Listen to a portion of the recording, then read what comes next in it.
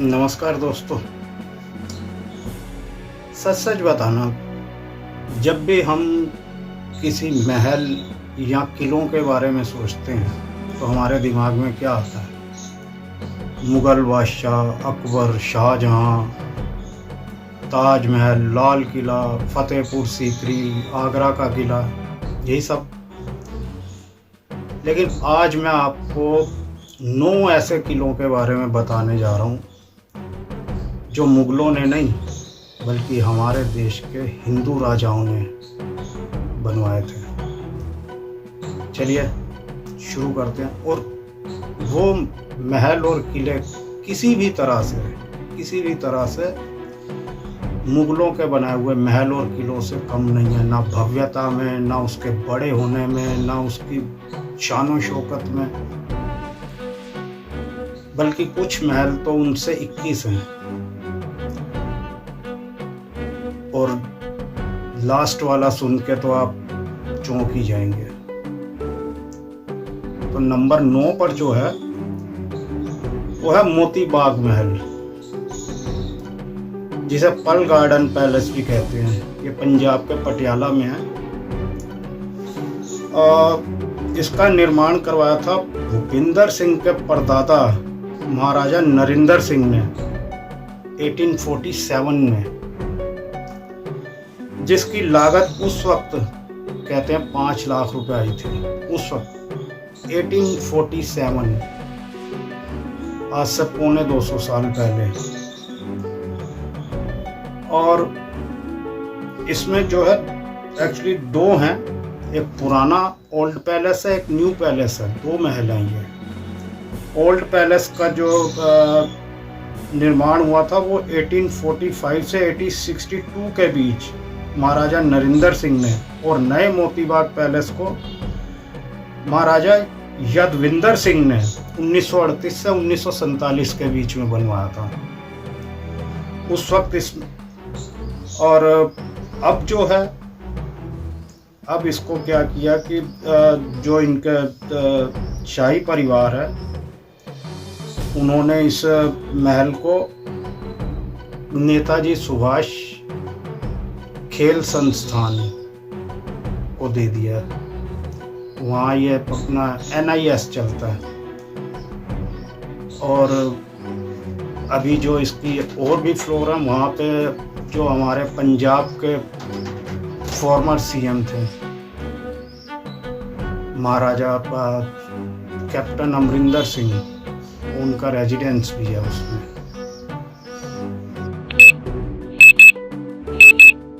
Number 8 पे आता है लाचेन पालकर पैलेस, जिसे लेह पैलेस भी कहते हैं। ये लद्दाख सिटी में ऊपर एक पहाड़ी पे लोकेटेड है।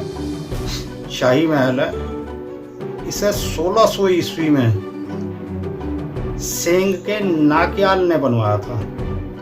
19th सेंचुरी में जब डोगरा आर्मी ने लद्दाख पे कब्जा कर लिया, तो फिर शाही परिवार को ये छोड़ के दूसरे महल में, स्टॉक पैलेस जिसे कहते थे, वहाँ शिफ्ट होना पड़ा था। अब इस महल की खासियत आपको बताऊं, एक 9 स्टोरी बिल्डिंग है। 9 स्टोरी आप देख रहे हो। उस वक्त पहाड़ के ऊपर लेह जैसी जगह पे 9 स्टोरी बिल्डिंग बनाना, और जिसकी ऊपर की मंजिल पर रॉयल फैमिली का रेजिडेंस वगैरह था, और नीचे की जो और मंजिलें थी उस पे अस्तबल और स्टोर रूम्स वगैरह थे। अब ये काफ़ी पुराना हो गया और इसका जो है थोड़ा शान शौकत कम पड़ गई है, लेकिन उस वक्त तो ये देखते ही बनता था। लेकिन इसके जो म्यूज़ियम है, उसके म्यूज़ियम में अभी भी हमें उस वक्त की ज्वेलरी, ड्रेसेस और जो तिब्बती सांगका की पेंटिंग, जो कि 450 साल पुरानी है, और वो बनी किससे? जो रत्न और पत्थरों से रंग निकाल कर उससे वो पेंटिंग बनी है, 450 साल पुरानी। वो भी अभी हमें उसके म्यूज़ियम में देखने को मिल सकती है। देखते हैं। अच्छा, और इसके बाद इसमें इतने मतलब कॉम्प्लिकेटेड डिजाइन्स हैं जो आज हम सोच भी नहीं सकते। तो आज का हमारा जो आर्किटेक्ट है वो उन चीज़ों को मतलब कल्पना भी नहीं कर सकता जो उस टाइम पे उसमें बनी थी। तो ऐसा आर्किटेक्ट है उसका। तो ये है हमारा अपना लाचेन पालकर पैलेस। आजकल भी अभी ये खुला हुआ है, देख सकते हैं इसको। और जो हमारा भारतीय पुरातत्व विभाग है वो इसको रीबिल्ड कर रहा है, जनता के लिए खुला हुआ है। और उसकी जो महल की छत है, अब लगा लो वो महल पहले ही पहाड़ी पे बना हुआ है, उसकी 9th फ्लोर और उसकी छत से पूरा लेह सिटी, लद्दाख सिटी, पूरा ऐसा व्यू, मतलब बहुत सुखद एहसास है उसका। दोस्तों नंबर 7 पर आता है नग्गर कैसल। नग्गर मनाली के पास एक जगह नग्गर कैसल है, जिसे राजा सिद्ध सिंह के महल के नाम से भी जाना जाता है। कुल्लू के राजा हुए हैं सिद्ध सिंह, जिन्होंने इसे बनवाया था 16th सेंचुरी में। 16th सेंचुरी में मतलब आज से लगभग 400-500 साल पहले तब ये बनवाया था सिद्ध सिंह ने।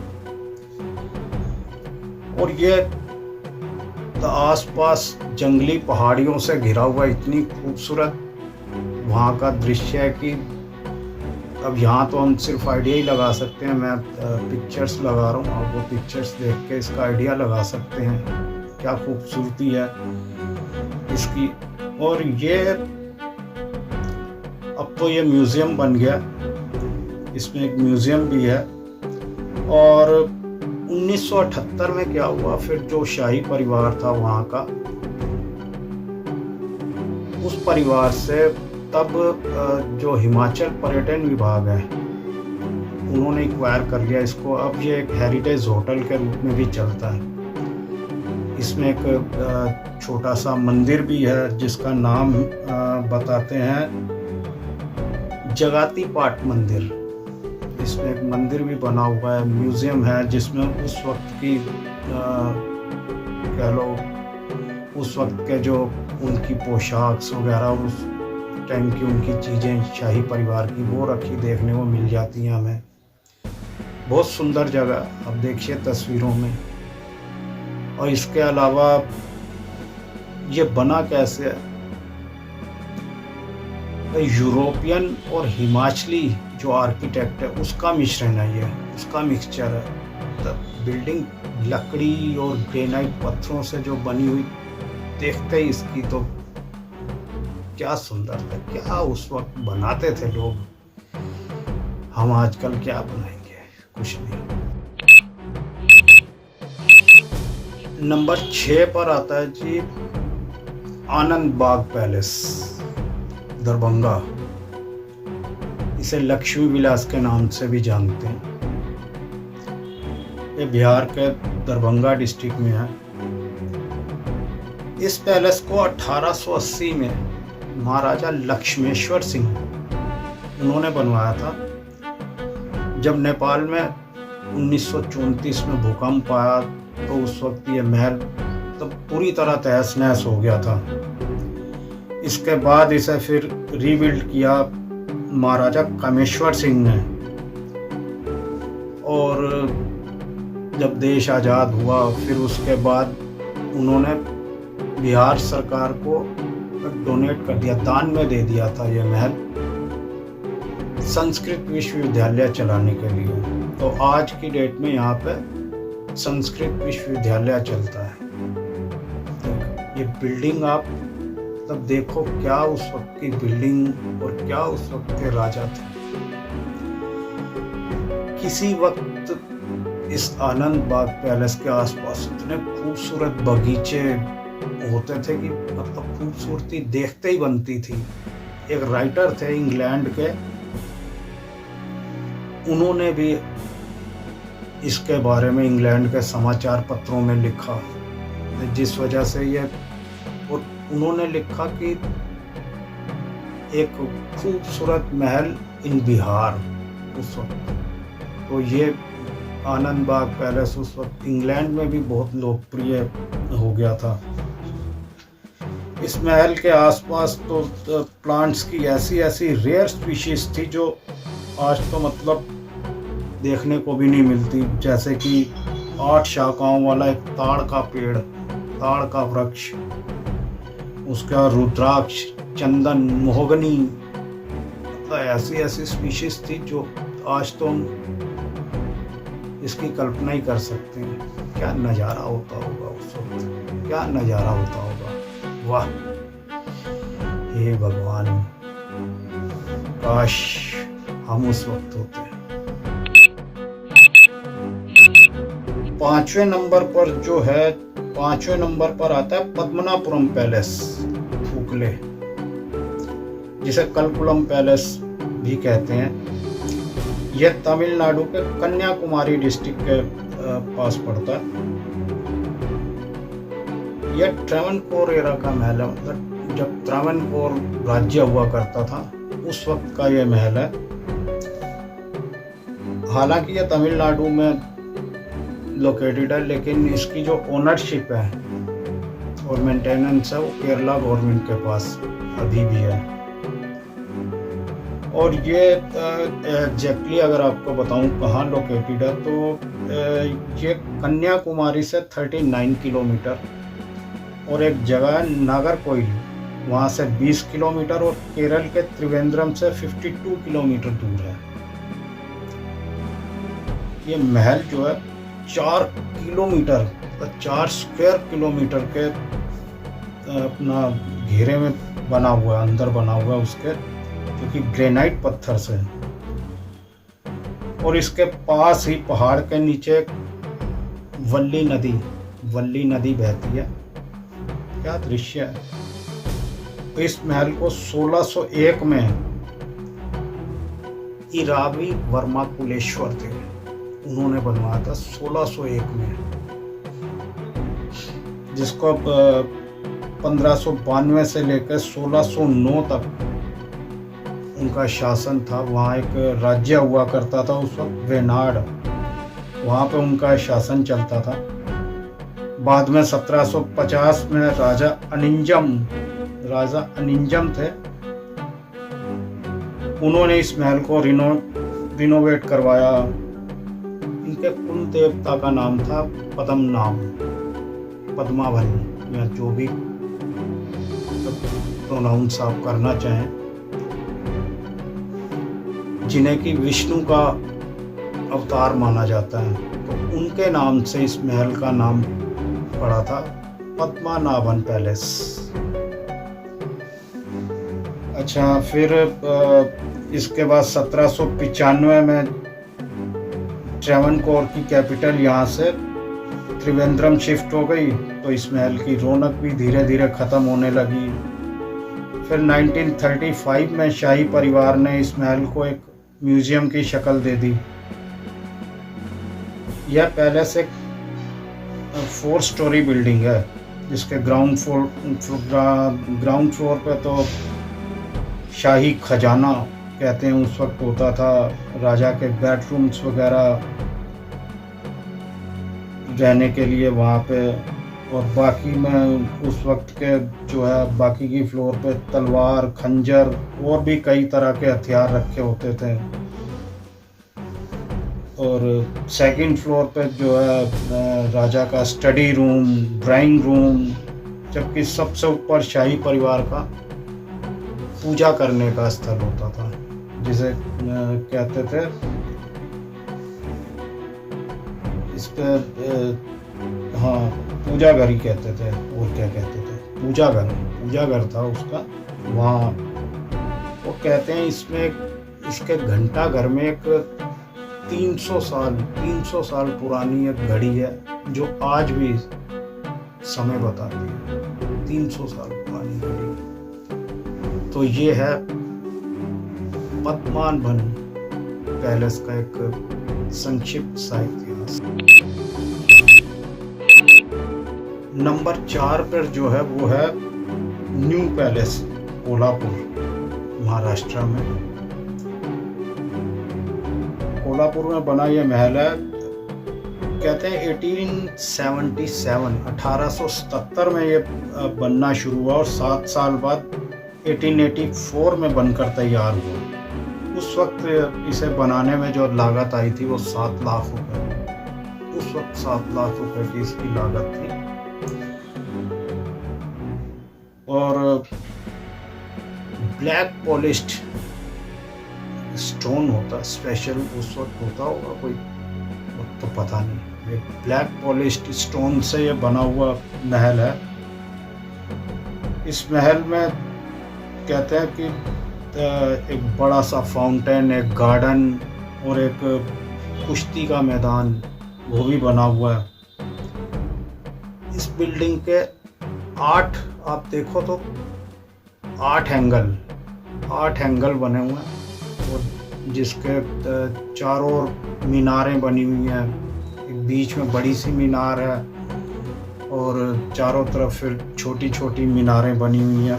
तो ये इतना अट्रैक्टिव लगता था। हर साल पूरे देश से टूरिस्ट आते हैं इसमें देखने के लिए। एक जू भी बना हुआ है, प्राइवेट जू बना हुआ है। और ये उस शिवाजी वंश के जो परिवार है, शाहू जी महाराज, उनका ये पर्सनल रेजिडेंस भी है। और न्यू पैलेस के जो ग्राउंड फ्लोर है उस पे शाहू जी महाराज ने एक म्यूजियम बनाया हुआ है जिसमें उस वक्त के जो शासक थे उनकी चीज़ें रखी हुई हैं। तो हर साल इंडिया से टूरिस्ट इसको देखने बहुत दूर दूर से और दूसरे देशों से भी इसको देखने के लिए आते रहते हैं। तो आप देखिए, मैंने तस्वीरें लगाई हैं। क्या जब देखने में लगता है कि कुछ महल बना हुआ है।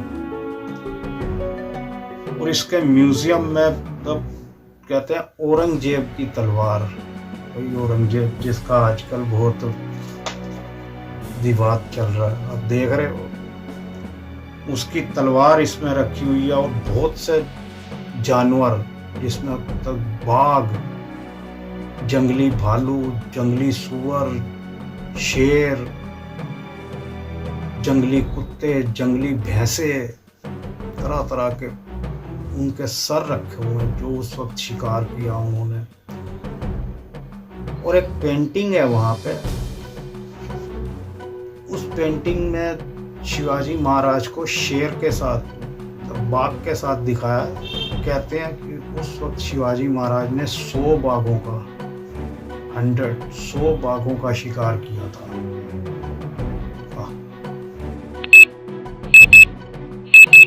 नंबर 3 पे आता है जी अहिल्या फोर्ट, महेश्वर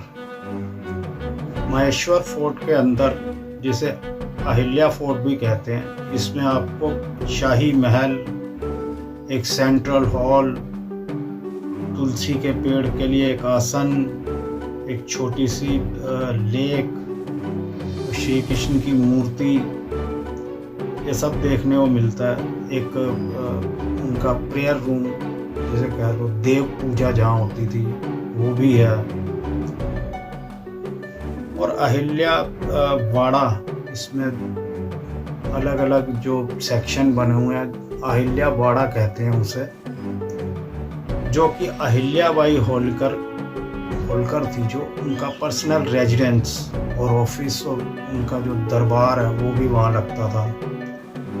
फिर इसमें एक राजवाड़ा था, लकड़ी से बना हुआ सीधा महल, उसे राजवाड़ा कहते थे। फिर इसमें एक सेंट्रल कोर्ट यार्ड है,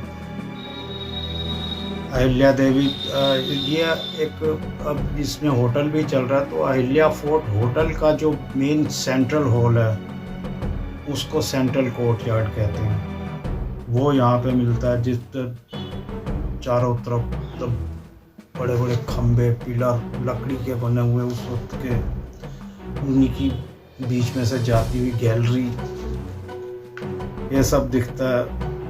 एक लेक बनी हुई है छोटी सी, जिसमें तुलसी का पेड़ और श्री कृष्ण की मूर्ति, लिंगार्चन है एक एरिया, ये वो एरिया जहाँ पे उस वक्त कहते हैं 101 पुजारी एक साथ अनुष्ठान किया करते थे या पूजा किया करते थे, उसको लिंगार्चन कहते थे। उसके बाद एक नकरा बाग है या नकारा बाग, यहाँ एक ढोल रखा था जिसे बजाकर मतलब कोई भी फंक्शन होता था या कोई भी समारोह होता था उस वक्त, तो उसका जो उद्घाटन करते थे वो इस ढोल को बजा के किया जाता था।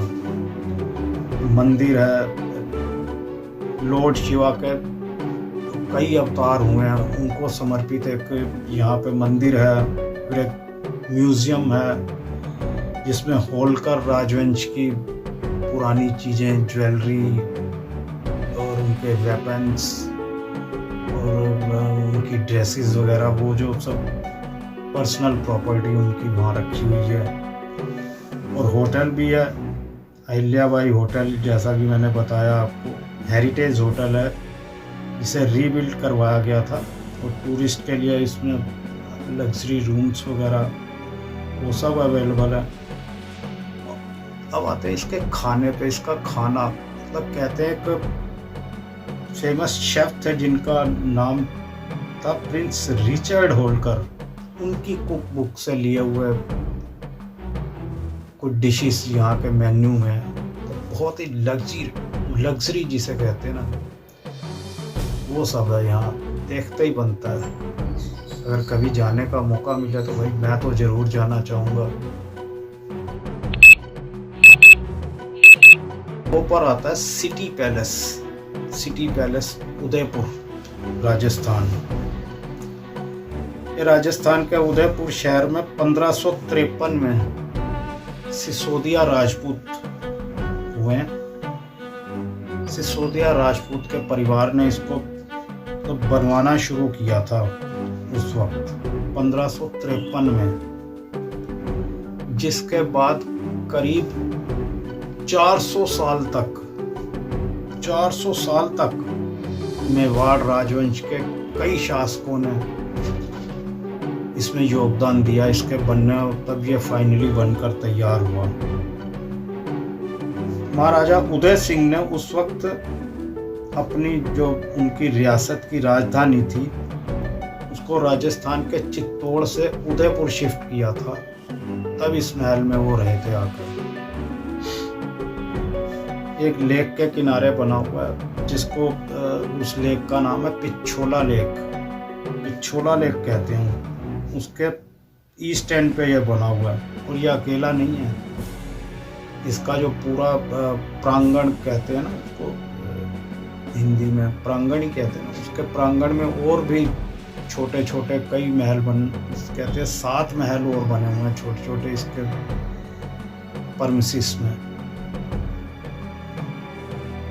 और इसको कहा जाता है कि ये राजस्थान का जो आर्किटेक्चर है, ये उसका मतलब सबसे बड़ा एक कह लो स्ट्रक्चर है राजस्थान आर्किटेक्ट में बना हुआ। पहाड़ी के ऊपर बनाया गया है ये, जिसके ऊपर से पूरे उदयपुर सिटी का व्यू बहुत ही शानदार नजर आता है।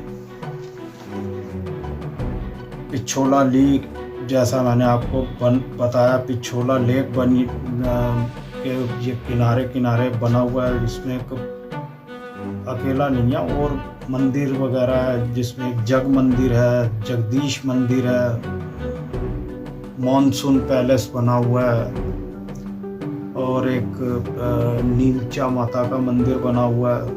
और भी कई जो हेरिटेज हिस्टोरिकल स्ट्रक्चर हैं वो इसके आसपास बने हुए हैं। तो इस महल को तो भाई देखने पूरी दुनिया से, स्पेशली फॉरेन कंट्री से, यूरोप से तो इतने टूरिस्ट आते हैं। राजस्थान जो भी आता है वो उदयपुर तो इस महल को, सिटी पैलेस को देखने जाता ही है। कभी मौका लगे तो आप भी जाइए, घूमिए, देखिए हमारे राजे महाराजाओं ने क्या शानदार चीजें बनाई थी। तो नंबर 1 की बात करें नंबर 1 के बिना तो सीरीज़ ख़त्म नहीं होती। तो नंबर 1 पे आता है जी अम्बा विलास पैलेस मैसूर, जिसे मैसूर पैलेस भी कहते हैं। यह कर्नाटक के मैसूर में एक हिस्टोरिकल पैलेस है और रॉयल रेजिडेंस है, जो कि वाडियार राजवंश होता था, उनका ये पर्सनल रेजिडेंस बताया जाता है। किसी टाइम पे यहाँ मैसूर साम्राज्य का दरबार भी हुआ करता था। वहाँ एक पहाड़ियाँ हैं जिनको चामुंडी पहाड़ियाँ कहते हैं, चामुंडी पहाड़ियों के ऊपर ये मैसूर पैलेस बना हुआ है। मैसूर को तो वैसे भी महलों का शहर कहते हैं। वहाँ अकेला यही नहीं है, और भी बहुत महल बने हुए हैं। इसके अलावा और भी कई महल हैं। मैसूर पैलेस जो है स्पेशली न्यू फोर्ट के अंदर बना हुआ महल है। जिस जमीन पर अब ये महल खड़ा है उसे मैसूर कहते हैं। मैसूर का एक्चुअली मतलब होता है गढ़, हम गढ़ कहते हैं, वहाँ मैसूर कहते हैं। मैसूर का जो अर्थ है वो गढ़ होता है। तो पहले जो ये महल 14th सेंचुरी में बनाया गया था, जिसे कई बार आग लग गई, क्योंकि एक्चुअली पहले ये बना था लकड़ी से, जिसे आसानी से आग लग जाती है। बाद में फिर इसे 1897 और 1912 के बीच में जो है ईंट और पत्थर और लकड़ी, इन चीज़ों से बनाया गया। और तब इसकी, आज देखो इसकी खूबसूरती, तो क्या खूबसूरती है। ये पिक्चर्स आप देख ही रहे हैं। कहते हैं कि इंडिया के अंदर ताजमहल के बाद अगर किसी महल को देखने के लिए सबसे ज़्यादा टूरिस्ट आते हैं तो वो ये है मैसूर पैलेस। हर साल करीब 3 मिलियन यानी 30 लाख से ज़्यादा लोग इसको विज़िट करते हैं। ये है मैसूर पैलेस की भव्यता जो आप स्क्रीन पे देख रहे हैं। उम्मीद करता हूँ आपको वीडियो पसंद आई हो। कहीं थोड़ा सा साउंड का प्रॉब्लम हो तो उसे इग्नोर कीजिए।